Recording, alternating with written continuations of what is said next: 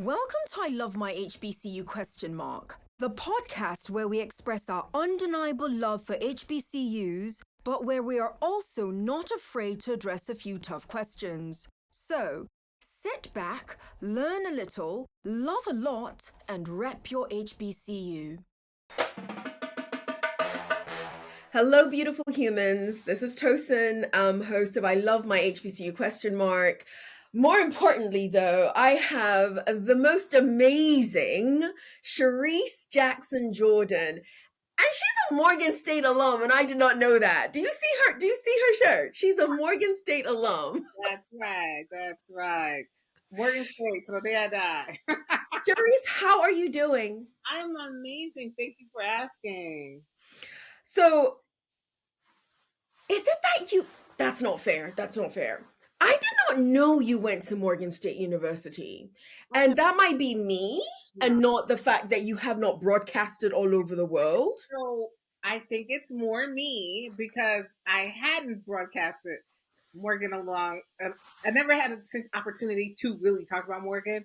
And so, lately I'm so Morgan. I've been Morgan proud, but I've been spending time on the campus and doing different things. I'm trying to get one of my little babies to go to Morgan State and other babies to go to Morgan State. So every time I go on that campus, I'm just like, oh, this place is so amazing. And so I've been HBCU Morgan proud. Like, it's amazing. I went to my first gala this year, so yeah. So I'm more reconnecting. I love it. With my university. I love it. I love it. Something else I love, and we got to see, and I hope you don't get offended by this, but we call your daughter your twin because she was carved entirely out of you, like entirely. And I love the fact that you, whether or not it was intentional, so I want to hear this story. Was it intentional to keep the HBCU legacy going, or she just happened to pick Spelman, or Spelman chose her? Well, it's a combination of things. I wanted, of course, in your mind, you want your kids to go to your university, and Morgan has grown so much. I was like, but I like to let my kids, because I have two, let them make their own decisions. And so Skylar, she's a little genius anyway, but she had her schools, and Morgan was not even on the list at all. True. Morgan was not on the list, and we went to Spellbound. And when I went to, that was my first time at Spelman. And I'm like, why didn't I step on this campus when I was younger? Because the experience, even for me as a grown adult, was so amazing. Yeah. And I'm like, we were there for 2 days, and I was like, please let my child pick this school. Please let us pick this school. And the first day I was like, well, and she was like, oh, I'm feeling it, but I'll know more tomorrow. So the second day that morning, she was like, yes, this is it. I was like, yes. Wow. I love Spelman. Wow. Even though I'm a Morgan head, Spelman is definitely an amazing institution. Where did your son go? Well, my son took a different route. So, he's like HBCU-ish because of me and Skylar. He went to, where did you have to go to school? Oh my God. It's not an HBCU. Do we need to remember? We don't, yeah. Okay. Not to say that. It's not HBCU. It's okay. It's okay. It's okay. But not HBCU, or it's okay. It's okay. It's perfectly okay. But I'm going to be like rooting on for all the Morganites and the Spelmanites because, hey, listen, you kept that legacy going, and I absolutely love it. Yeah. Anyone who sees you and isn't just listening to you, and I think I might be the only human being left in the world that I am not really. I wasn't really into the Real House franchise, and I haven't really seen a lot of the franchise that you're on, but I did hear about Conversations in the Champagne Room, and anyone who's watching will see the lovely champagne that you have behind you.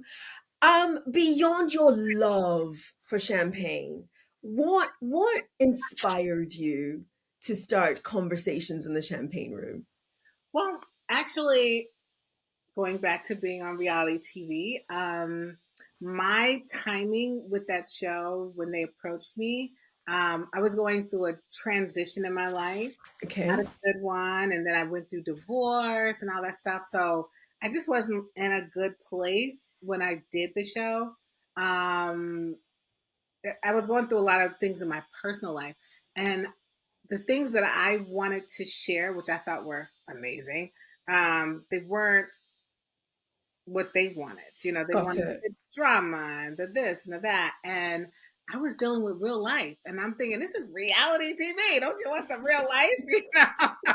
I think it should be more than women just fighting and every time they see each other, you know, this boring. Like, so anyway, you know, removing myself from the show, I always wanted to start a podcast. Hmm. So my degree from Morgan is actually in radio, television, broadcasting, telecommunications, yes.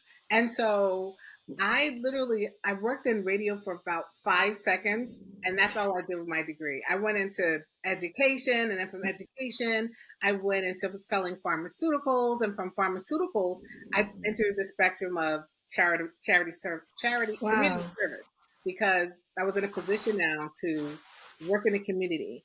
So, but the love for what I went to school for was still in my heart. So, like, Absolutely. doing a podcast, boom, here it was. It's my opportunity to do what I love to do. I love it. I love it. So if my numbers are correct, you've had it's either 6 weeks or 6 episodes. Is that accurate? Correct. Correct. And it's new, it's growing, it's going to be a blockbuster soon enough. It's you, so we know that's going to happen. Give me your top three dream guests for conversations in the champagne room. I mean, oh, okay, at the top of my head, a dream guest for me is Michelle Obama, because I Okay. love Michelle Obama. My second would be Oprah Winfrey, because I've been loving Oprah all of my life, ever since I was at Morgan State, actually, because Yeah, she's at the local station there. absolutely. And number three was not too far, Barack Obama. It's like the same family, right? So we've got Michelle Obama. We've got, and listen, that's a pretty deep trifecta. It is very Because deep. if you get one, You got you time? might end up getting all three eventually. I'm there for that one. I'm sending good vibes that you get one of those Yeah, like, just give me one. soon. One. If you give me one, I'll be happy. Just one, just one. I love it. I absolutely love it. Charrisse, you went to Morgan State University. Now we know that you studied radio, television, and film in telecommunications department, which is now the School of Global Journalism and Communication. It's a real transition, trust me.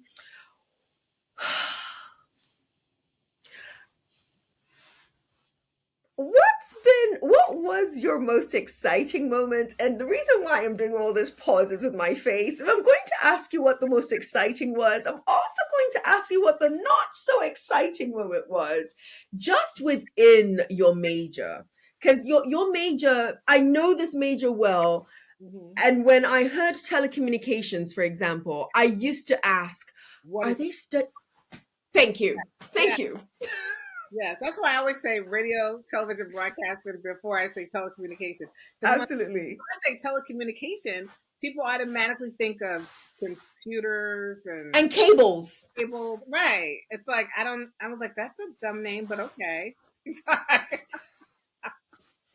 That's what's on my degree, but okay. Okay. But what was your most exciting moment at Morgan? My most exciting moment. Well, see, okay. I'll be very honest with you.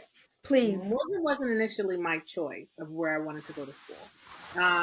And I ended up at Morgan because I was going to take a semester off and go somewhere else.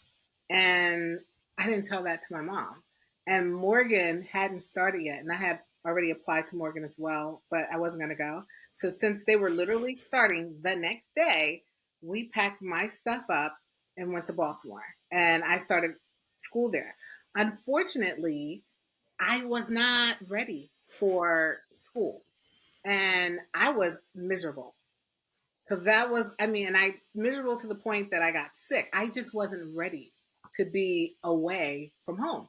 And I just believe some people aren't. I was one of those Mm-hmm. that just wasn't ready to be away. I just wanted to stay local for a little while and then go away. But no, she just threw me out there. You know what they did with the chickens? I mean, with the birds, they just dropped the baby and they learn how to fly. So that's what she did. So that was probably not my best experience, just not being ready. Yeah. But the most amazing experience was that was my first time around so many amazing Black people. I mean, we had people coming from all over the place to come on our campus. Like Jesse was running for president. That's how long ago I was in school. Jesse Jackson was running for president. He came to Morgan's campus. I mean, everybody significant that I used to see on television was coming to the school. I was hosting entertainers that would come on campus for various things. Morgan just gave me so many opportunities to do whatever it was I wanted to do. Yeah. That was like amazing to me that I could literally meet these amazing people that look like me and Yeah. have conversations and hug them and touch them. And it was just amazing. Yeah, I love it. I love Yeah. it. When you mentioned, so those who watch the podcast know that Morgan State University is my academic home, even though I am not a graduate of Morgan. And when you mentioned Jesse Jackson, he ran a few times. So it was one of the last times that he Yes. ran that you were there. He ran a few times.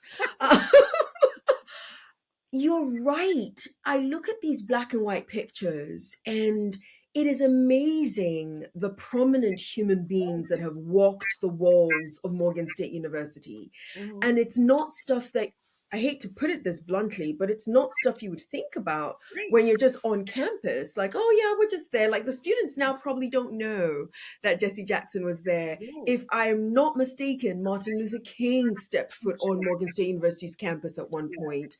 And that's history that Morgan has that not every HBCU can say that they have. And I think that's pretty amazing. Yeah, it really is. Yeah. So I'm about to throw something at you, Charrisse, called the rapid fire segment. I'm going to throw a bunch of questions at you, and you're going to answer as many of them as you can. And you're Charrisse, you're going to be honest, and I love that about you. Mhm. However, it's the 67 as opposed to the rapid 60. Okay. You have to get this right, Charrisse. You have to get this right. Okay. Why do you think we call it the rapid 67 Oh, instead of the rapid 60? She said, oh, Jesus. oh Lord. Come on. I'm sending you the energy of the answer. You went to Morgan State University. The rapid 67. The rapid 67? The way she said it. 1867. That's it. It wasn't the year it was founded. That's it. You knew it. You knew it. You were just thinking too hard. Yeah, because in my head, I was just, I was on campus just like last month, and they were having an open house basically for Yes. students who are interested in attending Morgan. And I realized my history on Morgan is like horrible. And I was like, wait a minute, what year were we founded? How many years has it been? Like, that was just how many years it's been a HBCU. I'm like, I'm telling these kids why they should come to Morgan, and I didn't even know how many years it's been in existence. I'm like, oh my God, I gotta sharpen up a little bit. It's okay. It's okay. It's okay. But you're gonna get these ones right. That none. No, I'm not giving you any more quiz questions like that. That was the only one. I promise. That was the only one. It's 1867. 10 HBCUs were founded in 1867. So to pay homage to them, we do a rapid 67 instead of a rapid 60. Are you ready? Oh God. Why is she so scared? Okay. Don't be scared. Don't be scared. Don't be scared. Describe your HBCU experience in one word. Exhilarating. Exhilarating.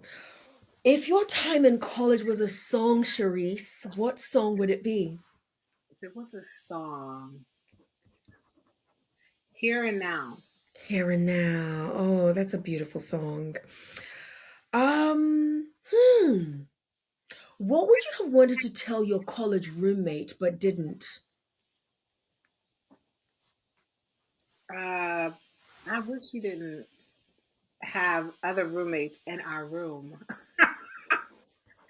Visitation, Yeah, visitation. It's still a problem. It's still a problem. that part, but So we know Skylar is a brainiac.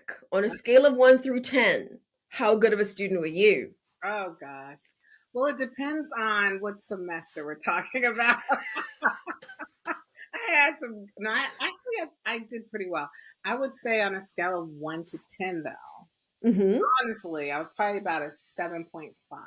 That's good. Yours is the first 0.5 that we've gotten. People will give 7 and 8 and 9s.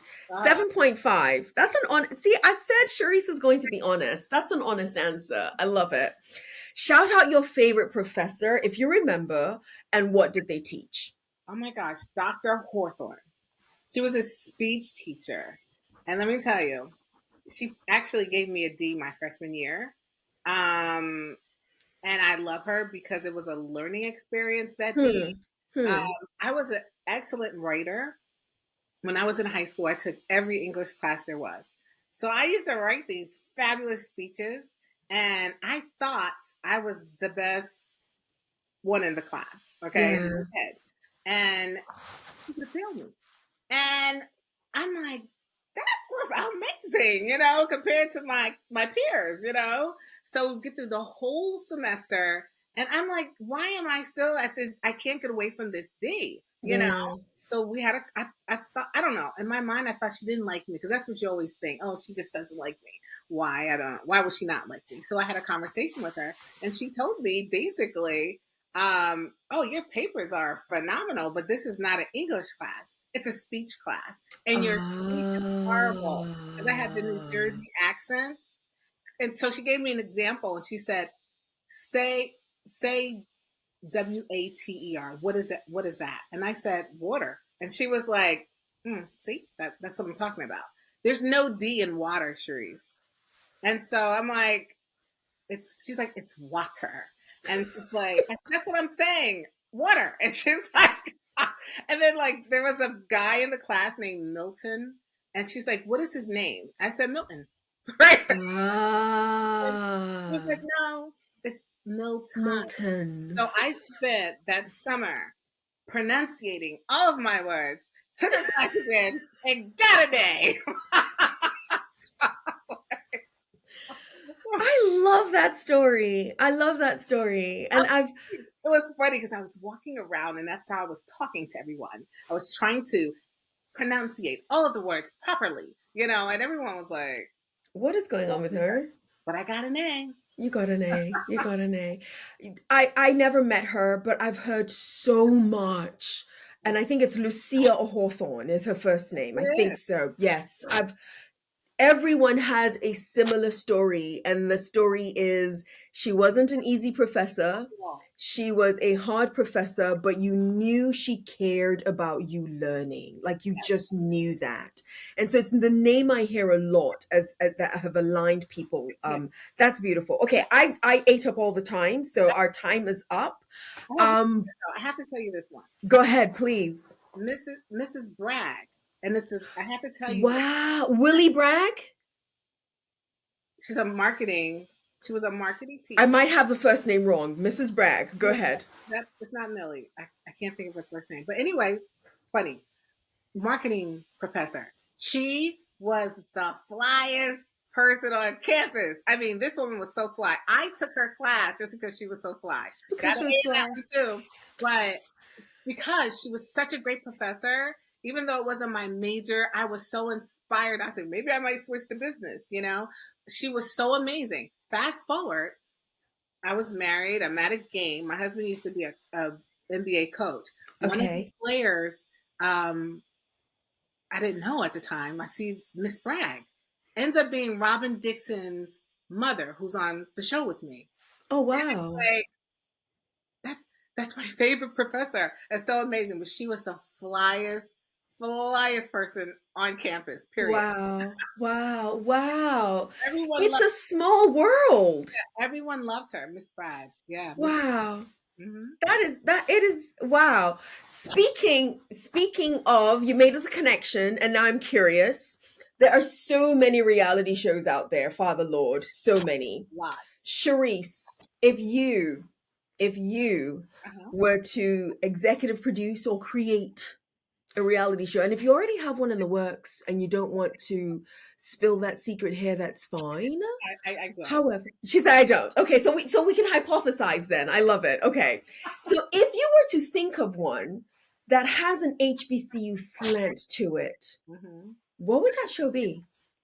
It's so funny. I just think that unfortunately on television, you don't see good examples of African Americans, period, since the Cosby Show. And just to be able to have some affluent Black HBCU graduates doing big bad boss things and Yes. doing things in our community would be amazing. It would be amazing. Okay, so Charisse, real talk though, you don't want to put that together? Well, yeah, it would be a great thing to see. Something Okay. positive because we don't, unfortunately, right now, there's nothing out there positive about Black people, period, on television. Not really. Nothing. Yeah. Yeah. Yeah. Yeah, I want you can we agree that you'll think about it even if you don't go ahead and do it? Think about it You know, because it's needed. my favorite people, the Obamas, have a production company now. She said my favorite people, the Obamas, have a production company now. It needs to happen, A, but B, one of the reasons why I probably don't know even the reality show you were on is because of the legacy that a lot of the reality shows have Right, of a lot of infighting. right. And you don't have to spill any secrets, but I truly am curious. It's an honest curiosity. Hmm. Is that real? Because I refuse to believe that gorgeous, accomplished Black women, but humans, but Black women would come together and that would be what they would engage in with that level of consistency.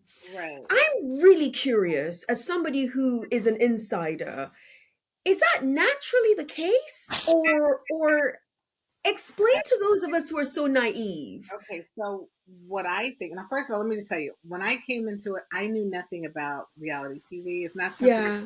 I was looking to go into. So I was totally oblivious to this world. Um, I would say it's the formula for these type of shows. It's Okay. not, I mean, honestly, who really hangs out with women and fight and do all the things that are so toxic? No, you don't do that in real life. And for me personally, I don't even find it that entertaining. Like, I mean, I don't. Someone like me on reality is a snooze, because I'm not. That's why I'm not on. But let's be real. That's why I I was hear you. not a I part hear of it you. because I'm not bringing the drama. I don't have The drama in my life. drama. Yeah. You know what I'm saying? Some people, a lot of people, create drama to be successful on that show, or are willing to, you know, you almost got to sell your soul to be relevant on those Wow. platforms. Yeah. So I personally, I thought I could bring a positive spin to the show, but that was boring. So Yeah. You said somebody like you, we must be very similar then, doesn't necessarily even find that stuff entertaining. And I'm that person, and it's why I don't really watch a lot of it. Have I seen a few clips here and there of these different reality shows? Of course I have. You can't entirely avoid it. right. And I'm hoping that because it also sounds to me, based on the formula argument, that if there was a formula for the type of reality show that you said should be on air, and in all fairness, it would welcome an entire show where it is something positive that we get to see. So if the Obamas, I'm going to pitch my wagon to Charisse's ask earlier on. If the Obamas happen to want to enter that foray of reality TV, I do think we need it. We need something that really shows that, wow, Yes. this is what balance looks like. And this is what positivity looks like with issues, because everybody's got issues. But And this is what a balanced version looks like. and it's how you deal with the issues, you know, because you have real life issues. Like for me, honestly, I went through a period of chaos in my life, and I was open to sharing my chaos, you know, Wow. but Wow. in a way that was respectful for my children Absolutely. because they're a number one, and in a way that for me would be inspiring for other women who are going through what I was going through, Yeah. you know, and then to be able because I was a mess, and you know when I was really in my mess. I wasn't on the show at all. So Got it. it would have been, I guess, kind of good to see me go through that downward spiral because it was, and then watch me come up out of it. You know, So I find it ridiculously amazing that you would be open to that and open to that being on display, but so that others can learn from what that looks like to go through what I call the roller coaster of life, right? because all of us will have a downward spiral at some point in time, just at different levels from person to person. Correct. I find that commendable, but most people would not want that to be on display. No, you know, and in all honesty, I didn't want it on display either. Like I didn't Okay. want to obviously go through a divorce. The timing was just horrible. I wanted my marriage, you know, so it was a real reality thing going on in my life. And so I was, instead of dealing with what Charrisse was really going through, this woman who is trying to hold on to her family, they made it about me and me trying to hide what was going on in my life. I'm like, I'm not hiding anything. You know, I didn't want a divorce. They were saying I was Yeah. before I was getting one. You know, so Wow. it was more like, and then the other thing was because me getting a divorce was something that became publicized. So many women started coming to me because they were going through the same thing, and I just felt bad that I didn't have the opportunity to show them my journey of what I went through. So, hence, podcast conversations in the champagne room. I share Yes. all of the things that I've been going through, how I got through them. The whole purpose of the champagne room conversations in the champagne room is how you turn lemons into lemonade. It's a lemonade. Yeah. I love it. I love it. I didn't ask, and I always ask. I Mhm. want to hear your college selection journey. So, how does this lovely human being from Somerset, New Jersey, end up in Baltimore, of all places, at Morgan State University? We do know you weren't ready. We get that. However, how there's several HBCUs you could have gone to. How did you end up at Morgan? Because Morgan was the only school that hadn't started yet. And there It took was timing. It was timing. that campus. And thank God she did. Well, you know, the thing is, our steps are already ordered by a higher power. You know, Okay. sometimes Yes. you want to do things that weren't meant for you. I think Morgan was meant for me and I just didn't know. And so God said, oh, no, that ain't what we're doing. And then, you know, put it in my mom's spirit to put me in that Yeah. and put me at Morgan State University. So it was a great call. Thank you, God. So we're thanking God. We're thanking God, and whether you admit it or not, it sounds as if you were to do this over again, you would have. You may have still picked Morgan. Everybody likes to say that because of hindsight being I did 2020. not pick Morgan. I love you. Okay, so yes, where would you have picked? That's what I was going to ask you. Other than Spelman, other than Spelman. Well, I really wasn't, I didn't know much about Spelman back then. Okay. So Okay. honestly, I'm from New Jersey and I Yes. wanted to go to Rutgers. Okay. Okay. My Okay. HBCU school was North Carolina A&T. Ooh. Yeah. They're So loving you for this, just so you know. They're I, loving you. I wanted to go to North Carolina A&T. My boyfriend was going to North Carolina Central. And I didn't want to go to Central because he was there, but I didn't want to be too far. So I picked A&T. And that's where I really wanted to go.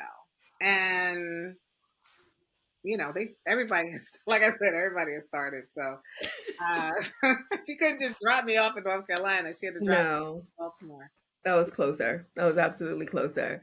You're right. Many of us, but Morgan specifically, had their open house in April, Mhm. which tells us that you are actively helping different high schoolers pick colleges and where they're going to go next. If you had this to do over again, Mhm. what's the advice you would give freshman Charisse? The advice that I would give freshmen for Charisse. picking an institution or No, just what's the advice you would give freshman Charisse? As many students are now trying to pick an institution, they're gonna end up somewhere. yeah. They're gonna end up somewhere. And then they're gonna start this journey. What's the advice you would have given yourself in freshman year?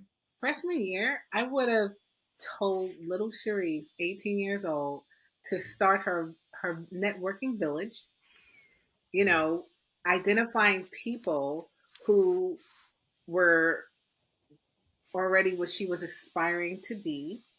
I would have told Charisse, um, I would have told her to surround herself with positive people instead of the party people she was hanging out with. Um, I had a good time at Morgan, I'm gonna tell you. But That's a good thing. I That's a had a good great thing. time at Morgan. But I would have, I would have, I think I would have fared a lot better had I had more positive influences in my life. And not that I didn't have any. I I didn't connect with them the way that I should. Like I would meet, like I said, prominent people, but I didn't know how to network. And that is so important when you're moving into the future and in your Yeah. career. You need people who have been there, who've succeeded, who've done what you're trying to do. And it just, makes life easier. It really does. Yeah. And I didn't have that. So, Charisse, I think even for non-freshmen, networking is not the easiest thing to do. You Mhm. don't know the approach, you don't know how you'll be received, and so on and so forth. What's your, I would say, what's your go-to tactic for successful networking? Maybe give us one or two that especially students who are going to hear this can start putting into practice today, because I see many of them, they will go through all 4 years of college Mhm. and they're still going to have to go back home to mom, and mom and dad are going to have to open doors for them. Mhm. And the reality is, a lot of our college campuses now, thankfully, at HBCUs, people are coming to us. Yeah. So what are one or two, start thinking about doing this, and something practical that when they listen to this, they're like, I can do that. I can start working on that. Yeah. I think just putting yourself in places that you're not necessarily that you don't have to be at. Like particularly things that are related to your field. Just Yes. overextending yourself in areas and placing yourself in places and not being afraid to connect with people. Sometimes we feel we don't want rejection, or we might feel, oh, this person is doing this and doing that, and we may feel a little intimidated. You have to literally be willing to be a little uncomfortable and Yeah. just step out and just give it a shot, Yeah. Yeah. and just definitely putting yourself in places that are areas of where you're trying to go. Like for example, if I were, let's just say if I wanted to be a doctor, because we have a new school at Morgan State University. Yes. Um, She knows. She knows her school now. say I want to be a doctor, you know, just taking my free time and volunteering at the hospital. Yeah. And when I'm at the hospital, getting to know, the professionals there, just making it my business to learn, what do they do? What do they like to do? What do they do in their free time? And finding my free time space in their space. Yeah. I think the gem I wrote initially when you were talking is putting yourself in places that you don't have to be, Right. because it requires you to kind of get out of your comfort zone, and that's something that many of my students don't want to do. Yeah. And I think the more they hear more and more of those who have been through these spaces, tell them, but you have to make yourself a little uncomfortable. You do. That I'm hoping would help them. Charrisse, finish this sentence for me. In 10 years, Mm-hmm. Morgan State University will Be the #1 HBCU. Period. So President David Wilson, as you know, he's the president of Morgan State University. He's going to hear this and he's going to be beaming from ear to ear, literally, because Amazing guy. I met him he at is. Ryan's wedding. Not Okay. amazing guy. And we were talking about, how I could get more involved, so we're trying to figure that all out still. Cause I really Looking forward to it. Absolutely looking forward to it. He's beaming from ear to ear right now. He is, I said not too long ago, he is our public relations entity for Morgan State University, and he's done an amazing job. It's just that simple. Yeah. There are places that I have visited. I was in Torrance, California, and somebody was mentioning Morgan State University, and I'm like, A, there's no HBCU here, and B, Morgan is the one that you're mentioning, and then they brought up David Wilson's name, and I was like, okay, that's and I want to see other HBCUs do the same, have their presidents honestly be their brand ambassadors, because there's a lot to be learned and gleaned from our HBCUs collectively, and not just NCAT, Charisse's first choice. Not just NCAT. Everybody loves NCAT and Howard University, but we've got a few others that are pretty amazing as well, and I love it. I love it for us. Charrisse, is there something that we have not discussed that you're lactosing? The audience needs to hear this about me, or the audience needs to know that I'm working on this, that you'd want to leave them with? Well, I'm sort of like going through a metamorphosis stage in my life. So, I'm evolving more and more each day. So I would say listen to Conversations at the Champagne Room. Absolutely. And hear the journey, and it's been amazing. And I'm excited with the future that the podcast has. So that's my new baby. Reality TV, that was my old baby. This is my new baby, and I'm excited.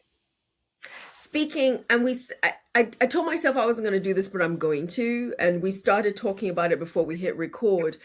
It's Conversations in the Champagne Room. So clearly she loves champagne. Just a little bit. Just a little bit. What are your top 3 champagnes that you think any champagne lover should at least have once in their lifetime?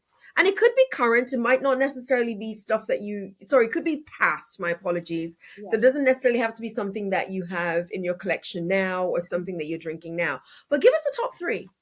Okay. Well, first of all, I'm a rosé girl. So all of my favorites are rosés. Okay. I do like Veuves. It's technically Veuve. Veuve. They're Grand Dame, the rosé, phenomenal. 50 Cents has a champagne line, Le Chemin du Roi. Amazing, spectacular. Okay. And Billy Clark Salmon, they have a great rosé as well. So those are probably right. I have so many. I don't know. You gave us 3. Yeah, you gave us 3. Those 3. Yeah. You gave us 3 and you gave homage. Listen, I love anybody that gives homage to our Black people, and you give homage to one of us in one of your top 3. I'll take that, because you could have just given us all French, but you gave us, French Black or Black French in the mix. I'm so silly. Charrisse, in one short phrase or word, please leave our audience with why you love HBCUs. And it could be yours, it could be all HBCUs. Okay. I love HBCUs because they're home away from home. You get love there, nurturing. At the same time, you get guidance, inspiration, motivation. It's just like a very unique experience. Particularly, I would encourage anyone who did not have an opportunity to grow up around their own people.